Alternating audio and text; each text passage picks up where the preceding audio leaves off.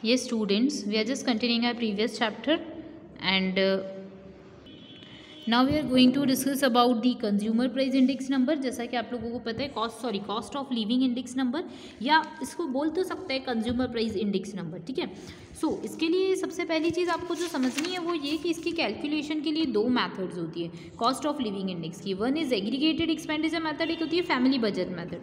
जो family budget method होती है वो किसके अकॉर्डिंग काम करती है, तो वो वेटेड वाली मेथड के अकॉर्डिंग काम करती है। तो ये वेटेड मेथड हम लास्ट क्लास में सीख चुके थे, तो आप वेटेड मेथड के अकॉर्डिंग निकाल सकते हैं।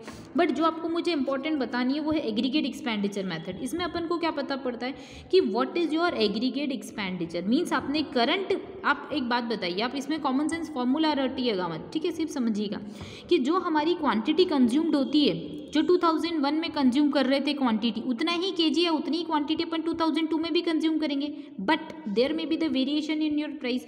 तो आपको क्या करना है, आपको टोटल करना होता है। किसका टोटल करना होता है, जितनी क्वांटिटी आपने कंज्यूम करी है प्लस उसके साथ आप वो प्रीवियस ईयर का और करंट ईयर का मल्टीप्लाई करना होता है। यानी कि आपने करंट ईयर पे करंट प्राइस के अकॉर्डिंग कितनी क्वांटिटी परचेज की, प्लस प्रीवियस ईयर में प्रीवियस प्राइस के अकॉर्डिंग कितनी क्वांटिटी परचेज कर रहे थे। इन दोनों का आपको क्या निकालना पड़ता है, रेशियो, एंड फिर आप निकाल सकते हो कि कितना परसेंट इंक्रीमेंट हुआ है। ओके, तो अपन स्टार्ट करते हैं अपना क्वेश्चन। सो यहाँ पे क्वेश्चन दे रखा है, मैं आपको एग्रीगेट एक्सपेंडिचर मेथड बताती हूँ। तो prepare cost of living index bye aggregate expenditure method. आपको इन्फॉर्मेशन दे रखी है कमोडिटी के बारे में, A to E 5 इन्फॉर्मेशन दिया। क्वांटिटी बताइए 2006 में कितने केजी खरीदते थे। जस्ट अज्यूम आप इसको ये समझ लो केजी, अच्छा उसने यूनिट्स दे रखी तो आप यूनिट खरीद समझो। जैसे आप जस्ट अज्यूम आपको बिस्किट से समझाती हूँ, आप बिस्किट की बात कर सकते हो, ठीक है। तो आप ABCD 5 टाइप की कमोडिटी कंज्यूम करते थे, ये यूनिट्स बोल की। ए यूनिट की, एक कमोडिटी की आप कितनी यूनिट्स कंज्यूम करते थे, 50। बी कमोडिटी की 100 यूनिट, सी की 60, डी की 30, ई की 60। तो ये आपको मालूम पड़ गया कि आपका कितना एक्सपेंडिचर होता था। अब 2006 की बात करें तो यहाँ पे एक यूनिट को 6 रुपीज़ में खरीदते थे आप, तो 50 यूनिट्स खरीदे थे, तो टोटल एक्सपेंडिचर कितना करा, 300। अपन एग्रीगेट एक्सपेंडिचर मेथड कर रहे हैं, और 100 अगर होती है कमोडिटी तो हमारी प्राइस कितनी होती है, 2, तो आपने टोटल एक्सपेंडिचर कितना करा आप देख सकते हो। वैसे ही 2007 की बात करें तो 2007 में क्या क्या प्राइस थी पर यूनिट, तो 10, 2, 6, 12। तो अपन इसको कॉपी कर लेते हैं। तो सबसे पहली चीज़ देखिए, आइटम्स दे रखे तो मैंने लिख दिए ABCD। अब हमको क्वांटिटी दे रखी है, तो ये किसकी फॉर्म में बेटा, यूनिट्स की फॉर्म में। यानी कि एक कमोडिटी की आप 50 यूनिट्स खरीदते थे, बी कमोडिटी की 100 यूनिट्स, सी कमोडिटी की 60 यूनिट्स, डी कमोडिटी की 30 यूनिट्स और ई कमोडिटी की 60 यूनिट्स। ओके, सिंपल सी बात। अब यहाँ पे होता है P0 यानी कि जो आपकी प्रीवियस ईयर में जो प्राइस थी एक कमोडिटी को या एक यूनिट को परचेस करने की, तो एक यूनिट को परचेस आप करते थे तो कितने रुपए देने पड़ते थे, 6 रुपीज़। तो अब आप कॉमन सेंस लगाओ, आप 50 किलो कोई चीज़ खरीद रहे हो और 1 किलो के 6 रुपये हैं, तो आप अल्टीमेटली एक्सपेंडिचर कितना कर रहे हो, 300। तो हमने यहाँ पर लिख दिया P0 इंटू Q0, यानी कि प्रीवियस ईयर में प्रीवियस प्राइस पे कितनी क्वांटिटी खरीदते थे तो कितने रुपए में तो कितना एक्सपेंडिचर होता था, यहाँ पे उसकी इन्फॉर्मेशन है, ठीक है। P0 Q0, 100 क्वांटिटी खरीदते हैं, एक क्वांटिटी 2 kg की है, सॉरी 2 रुपीज़ की है, तो टोटल एक्सपेंडिचर कितना किया, 200। वापस 60 यूनिट्स खरीदी, एक यूनिट 4 रुपीज़ की है तो 240 का एक्सपेंडिचर। 30 यूनिट्स खरीदी, एक यूनिट्स 12 रुपीज़ की तो 300 का एक्सपेंडिचर।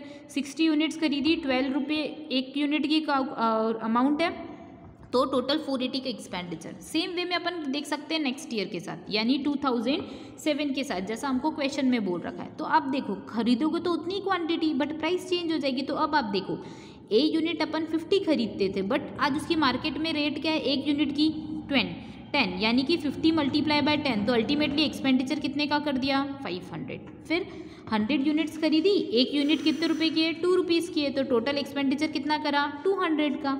वैसे ही 60 यूनिट खरीदी, एक यूनिट 6 रुपये की है, तो टोटल एक्सपेंडिचर 360 रुपये का। वैसे ही 30 यूनिट्स खरीदी, एक यूनिट 12 रुपीज़ की है, तो एक्सपेंडिचर 360 का। सेम वे में 60 यूनिट्स खरीदी ई कमोडिटी की, एक यूनिट खरीदी 12 रुपये में, तो टोटल एक्सपेंडिचर करा 720। Hope you got it.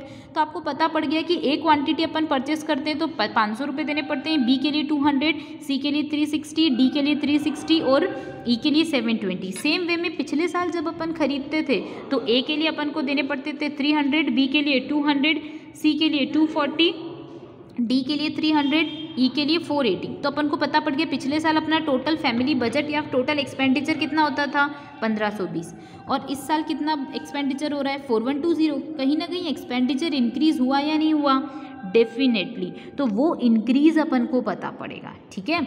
तो पहले एक्सपेंडिचर होता था, यानी आप सिंपल सी बात करें कि पिछले साल कितने रुपए खर्च होते थे 2140, इस साल खर्च हो रहे हैं 1520 और मल्टीप्लाई करो 100 से, तो आपको पता पड़ जाता है कि टोटल आपका एक्सपेंडिचर हो रहा है 140.79, यानी हम सिंपल वर्ड्स में बोल सकते हैं कि इंक्रीमेंट हो गया अपने एक्सपेंडिचर के अंदर, ठीक है। होप यू गॉट इट, ये चीज़ आपको समझ में आई होगी।